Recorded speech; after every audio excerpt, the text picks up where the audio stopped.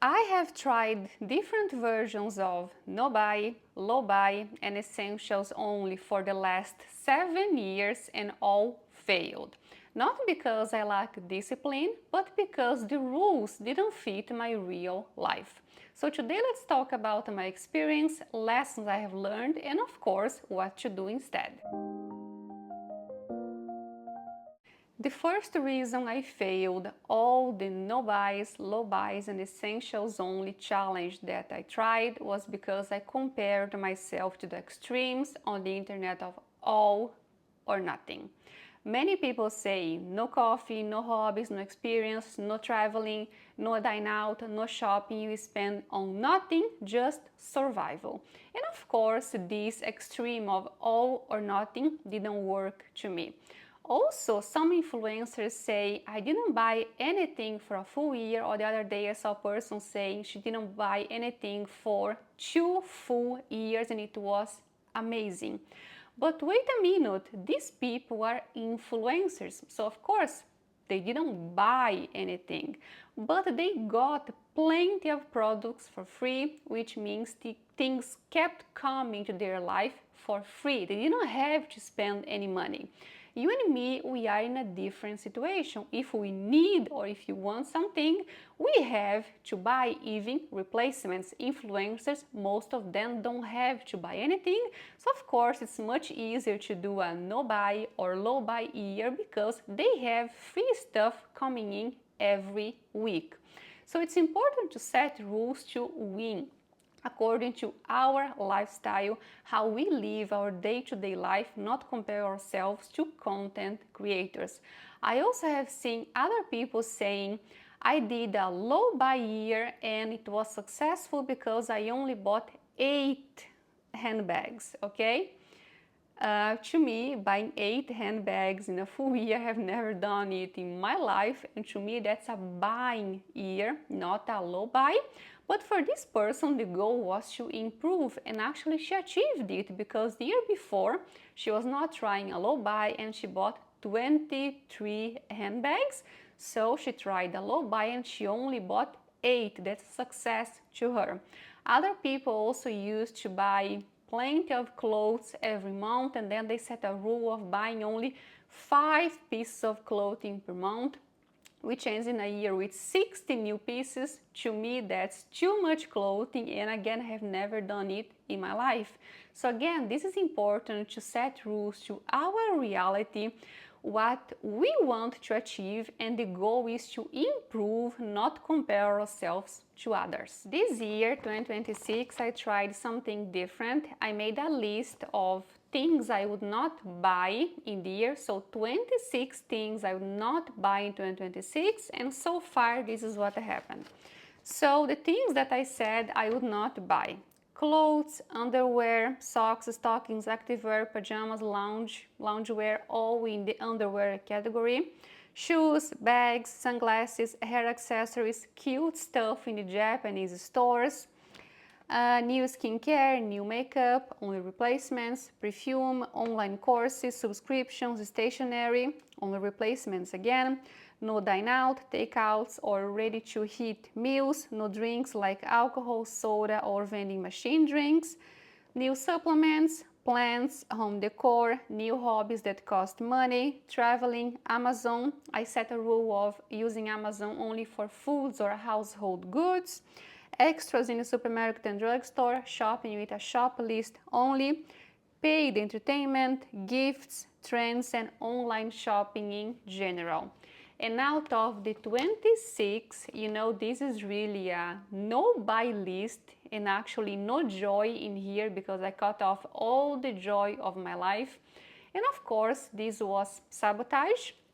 So far, this is July. Out of the 26 things I said I would not buy, I actually bought 5. And can I call this a failure? So I failed in my challenge of 26 things I would not be buying. I can't say that because out of 26, I only failed in 5 topics, and they are clothes, underwear, bags, dine out, and Amazon.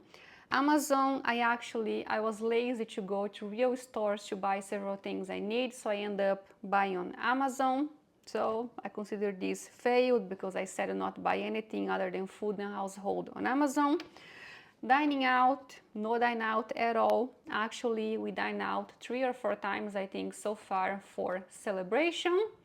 And again, I don't want to cut that, so this was a mistake to say no dine out or takeouts or ready to eat meals at all, because for celebration, I want to dine out.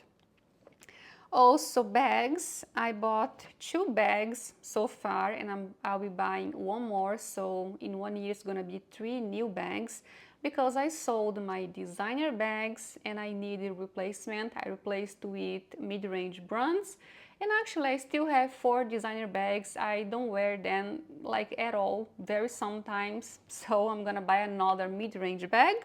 Gonna be 3 in total. And also underwear. I actually didn't buy underwear, but I bought loungewear because I don't wear my clothes. I'm home most of the times and I want to be comfortable in loungewear. And clothes also, this was number 1. I said I would not buy, but I did, because my identity completely changed in the transition since last year, waiting, trying to control myself not to buy new clothes, but actually it didn't make any sense to wait until the end of the challenge, until the end of the year, because I was not wearing over 50% of my clothes. They were just there in my closet collecting dust. I didn't wear at all.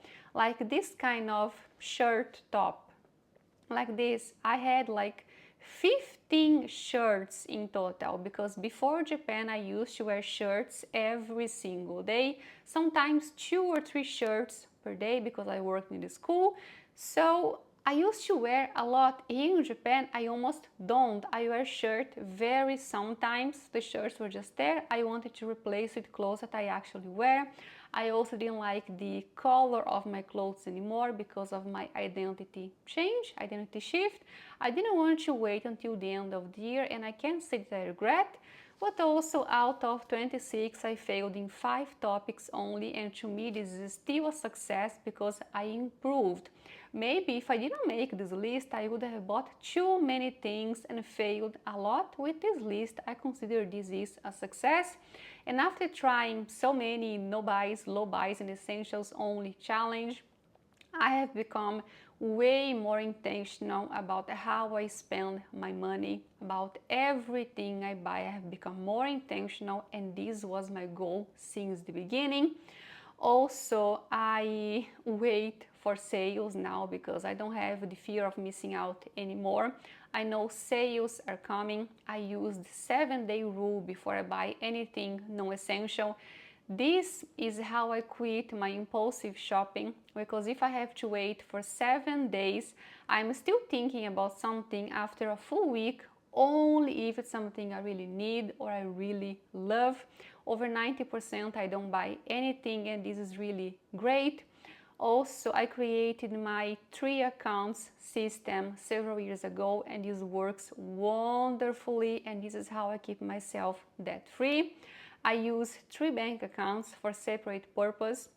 The first bank account is my checking account for my essentials to cover my bills. Then I have my investment account. This is for savings and long-term investing. This is money for my future and I don't touch. And the third account is my joy account. I named this account Joy because it's money to spend guilt-free for dining out, traveling, shopping, entertainment, anything I want to spend guilt-free, because the money is there is to spend. It's not money that I need for my essentials or investing. This part is already covered, so it's money to enjoy guilt-free, and this is really wonderful. Sometimes I put just a little bit of money every month in there. Other times I have a bonus, I have more money, so I put more money in this account. But anyway, I always have something there to spend guilt-free without using a credit card. So this was a huge improvement to me, and remember, 80%, 90% success is enough. No one is perfect to buy nothing, spend zero money for a full year, okay? So focus in improvement. Another tool that really helped me was the traffic signals, green, yellow, and red, not as part of a challenge, but in my daily life. I use the green for go. The yellow is pay attention and the red is stop. This is very easy to remember, so I define as a green light anything essential. Anything essential like my bills, food, medical care, dentist, this is a goal because that's something essential, so it's always green light at any time. Yellow, pay attention, I use it for replacements. I always ask myself, do I really need this one or I can live without? So the yellow is pay attention for replacements, and the red one is I stop because before I buy anything non-essential I have to wait for 7 days. So my red, I keep in mind, it is the stop. Try this because this is really easy to remember, and to me this works wonderfully using the traffic lights green, yellow and red for shopping. Also, if you find a full year too long commitment, because you know a full year is a long time, maybe you can try 7 days or 30 days. I do this several times per year. I no longer try a full year because to me that's just self-sabotage. I already know this doesn't work to me, but I try several times per year the 30-day essentials only challenge, where I don't spend on anything other than survival. I spend for my essentials only 30 days and I go back to normal, 30 days again. This works amazing. Or if you can try 7 days, 1 full week also works very well. You can try 7 days and then 30 days, and maybe you can try 3 months, 6 months. It's much easier than a full year because many things can happen. I also like to talk about this. Things can change all the time and all of a sudden. Last year I tried a low buy and I was succeeding until September. In September I had an emergency. I had to travel to my home country like the next day, and I had to spend a lot for this trip because you know air tickets are super expensive if you have to buy last minute, and I lost my energy to keep going on my low buy because I had to spend this amount of money on traveling unplanned. All of a sudden something that happened and I had to go. Same this year, I was trying a no buy this year, at least I told you. But then, you know, I am in the middle of my identity shift. I didn't want to wait until December, and to me this made no sense to wait for months to go if I could just get rid of my clothes and buy some, and everything I bought was very intentional. So life can change and we have to be open for changes because in some situations we have nothing to do. We simply have to spend the money because this is an emergency.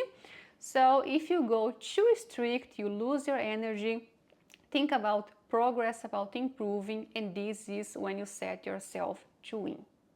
And one of the biggest lessons I have learned with all these challenges for the last 7 years is that instead of trying to resist every temptation, every new thing, every purchase, I actually have to make it harder to spend money.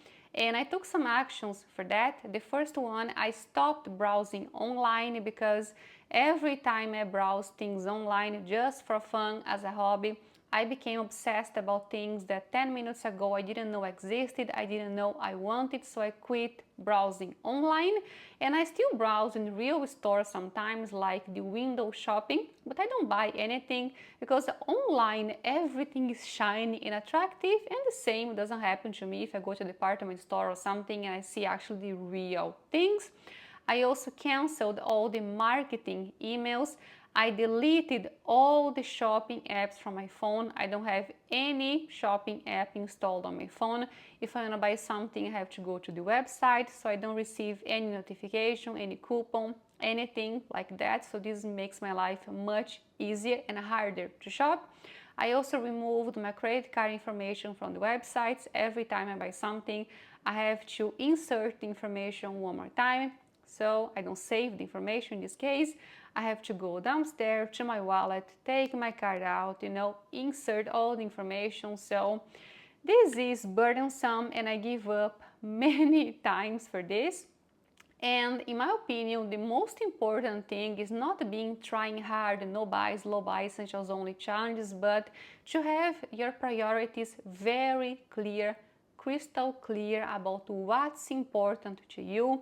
Then you're not tempted by marketing to buy stuff all the time because your priorities are really clear. And in my case, I have 3 top priorities. The number 1 is keeping myself debt free. This is non-negotiable. I must be debt free. The second one is keeping my money and also investing for my future. This is also non-negotiable.